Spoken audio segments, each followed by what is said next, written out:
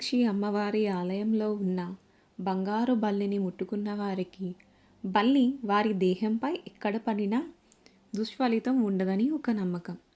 బల్లి శరీరం మీద పడిన వారు కంచిలో బంగారు బల్లిని ముట్టుకొని వచ్చిన వారి పాదాలకు నమస్కారం చేస్తే బల్లి పడిన దుష్ఫలితం ఉండదని కూడా ప్రజల్లో మరో నమ్మకం ఉంది.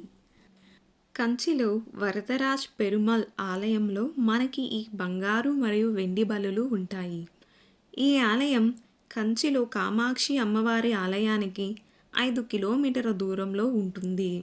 స్కంద పురాణం ప్రకారం సప్త ఋషుల్లో ఒకరైన గౌతమ మహర్షి ఒకనాడు తన ఆశ్రమంలో తపస్సు చేయడం కొరకు తన 2 శిష్యులను తపస్సుకు అవసరమైన పూలు, పండ్లు, అలానే నీళ్లు ఏర్పాటు చేయమని చెప్పారు.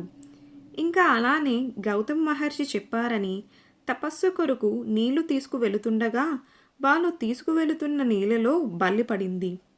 అది వారు చూసుకోకుండా ఆ నీళ్ళ పాత్రను నేరుగా గౌతమ్ మహర్షి ముందు తెచ్చి పెడతారు.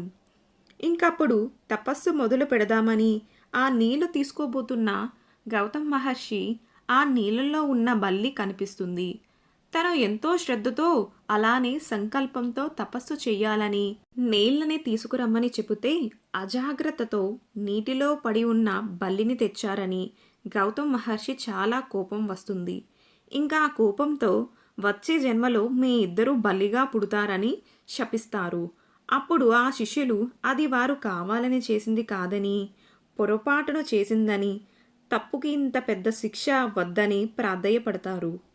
గౌతమ్ మహర్షి ఆయనకు ఉన్న దివ్య దృష్టితో అసలు ఆనాడు ఏం జరిగిందో అలానే భవిష్యత్తులో వీరు ఎలా ఉండబోతారో చూసి ఆ శిష్యులతో మీరు ఏమీ కంగారు పడకండి.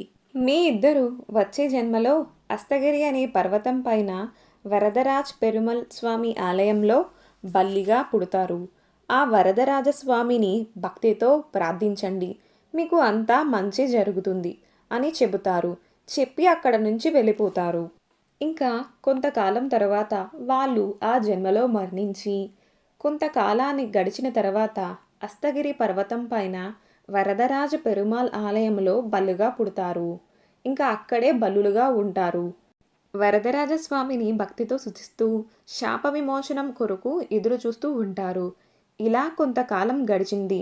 తర్వాత ఆ 2 బల్లులు గర్భగుడిలో ఎంతో తేజస్సుతో వెలిగిపోతున్న భక్తులకు దర్శనం ఇస్తున్న వరదరాజ పెరుమాళను చూసి ఇంకా ఎన్నేళ్ళు మేము ఇలా ఈ శాపాన్ని భరించాలి అని బాధతో అడుగుతూ ఉండగా ఆ ఆలయంలోకి ఒక పెద్ద ఏనుగు ఎంతో బాధతో కన్నీళ్లతో వచ్చింది. ఇంకా ఆ ఏనుగు మోకాలపై కూర్చొని వరదరాజస్వామిని ఎంతో భక్తితో చూస్తూ చాలా సంవత్సరాలుగా నేను అడవిలో నదీ తీరం వద్ద తిరుగుతూ ఆ స్వర్గానికి దూరమై ప్రశాంతత కూడా లేకుండా వెతుకుతూ ఉన్నది నీకోసమే స్వామి. ఎన్నో వందల దేవాలయాలు ఉన్నా ఈ కాంచీపురం రాగానే నాలో ఉన్న దుఃఖం ఒకసారిగా బయటకు వస్తుంది. నాలో ఉన్న అహంకారం తప్పు అని తెలుసుకున్నాను. దయచేసి శాప విమోచనం కలిగించండి అని తన బాధని చెప్పుకుంటుంది ఏనుగు.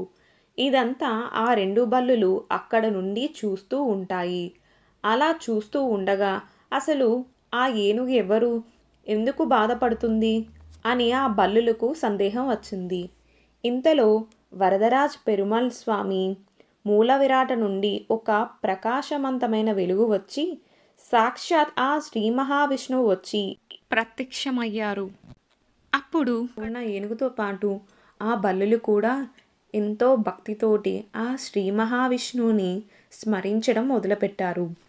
అప్పుడు సాక్షాత్ శ్రీ మహావిష్ణువు ఆ ఏనుగుతో ఇలా అన్నారు, ఇంద్రదేవ, నీలో ఉన్న అహంకారం కాలి బూడిదయింది. నీలో భక్తిభావం వికసించింది. ఇంకా నువ్వు పడ్డ కష్టాలు చాలు. ఇంక పైకి లేచి నీ స్వరూపాన్ని తిరిగి పొందు అని ఇంద్రుడికి అభయం ఇచ్చారు. ఇంకప్పుడు ఒక్కసారిగా ఏనుగు ఇంద్రుడిగా మారిపోయింది. నిజానికి ఒకప్పుడు సరస్వతీదేవి ఇంద్రుడికి ఇచ్చిన శాపం కారణంగానే ఇంద్రుడు ఏనుగులాగా మారిపోయాడు. శాప విమోచనం కొరకు సాక్షాత్ బ్రహ్మదేవుడు యజ్ఞం చేసిన ఆ అస్తగిరి పర్వతం పైన వరదరాజు పెరుమాళ్ ఆలయం జరుగుతుందని ఎన్నో సంవత్సరాలుగా ఎదురు చూస్తూ ఉంటారు. ఇంద్రుడికి శాప విమోచనం జరిగిన అదే సమయంలో బల్లి రూపంలో అక్కడ ఉన్న గౌతమ్ మహర్షి శిష్యులు శాప విమోచనం పాటుగా మోక్షం కూడా లభిస్తుంది. ఇంకా ఇంద్రుడితో పాటు ఆ 2 బలులు శాప విమోచనం మొత్తం జరిగే సమయంలో సూర్యచంద్రులు చూడటం దేవేంద్రుడు గమనించి శిలాఫలకం పైన సూర్యుడు గుర్తుగా బంగారు బలిని మరియు చంద్రుడు గుర్తుగా వెండి బలిని ముద్రించి, అలానే సూర్యచంద్ర ప్రతిమలను కూడా ముద్రించి ఆ ఆలయ పైకప్పుకి బిగించారు అని ఆలయ స్థల పురాణంలో ఉంది. అలా బల్లి పడినప్పుడు భయపడకుండా కంచి కామాక్షి ఆలయంలోని బల్లిని తలుచుకొని స్నానం చేసి ఇష్టదేవత ఆరాధన చేయడం వలన ఆ దోషం పోతుందని చెబుతారు. మరిన్ని వీడియోల కోసం మా ఛానల్ని సబ్స్క్రైబ్ చేయండి, లైక్ చేయండి, షేర్ చేయండి.